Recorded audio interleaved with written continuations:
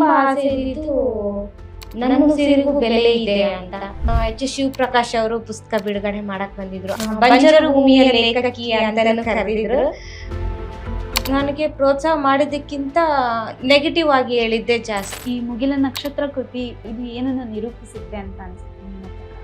ಏನಕ್ಕೆ ಓದಿಸ್ತಿದ್ಯಾ, ಬೇಡ ಕಾಲೇಜ್ ಬಿಡಿಸ್ಬಿಡು, ಮನೇಲಿ ಇರಿಸು ಅಂತ ಆಡ್ಕೊಂಡವ್ರಿಗೆಲ್ಲ ಇದೊಂದು ಉತ್ತರ. ಸ್ತ್ರೀ ಸಂವೇದನೆ ಬಗ್ಗೆ ಮಾತನಾಡುವಾಗ ಕವಿತೆ ಅನ್ನೋ ಹಾದಿಯನ್ನ ಯಾಕೆ ಹಿಡ್ಕೊಂಡ್ರಿ? ಪ್ರತಿಭಾ ನಂದಕುಮಾರ್ ಅವರು ನಾವು ಹುಡುಗಿಯರೇ ಹೀಗೆ ಅನ್ನೋ ಒಂದು ಕವಿತೆ ಬರೆದಿದ್ದಾರೆ. ಅದನ್ನು ಓದಿದಾಗೆ ನನಗೆ ಒಂದು ಸ್ವಲ್ಪ ಇನ್ಸ್ಪಿರೇಷನ್ ಆಯಿತು. ನೀವು ನಿಮ್ಮ ಬಾಲ್ಯದ ದಿನಗಳು, ನಿಮ್ಮ ಹಿನ್ನೆಲೆ ಬಗ್ಗೆ ಮಾತಾಡೋದಾದ್ರೆ? ಮನೇಲೆಲ್ಲ ಮೊದಲೆಲ್ಲ ಅಪೋಸ್ ಮಾಡೋರು, ಬೇಡ ಹೆಣ್ಮಕ್ಳು ಓದೋದು ಬೇಡ. ರೊಟ್ಟಿ ತಟ್ಟುತ್ತೇನೆ ಅಂತ ಒಂದು ಕವಿತೆ, ಅದ್ರ ಬಗ್ಗೆ ಹೇಳ್ಬೋದಾ? ಬೈತಾ ಇರ್ಬೇಕಾದ್ರೆ ಹುಟ್ಟಿರೋಂಥದ್ದೇ ಈ ಕವಿತೆ.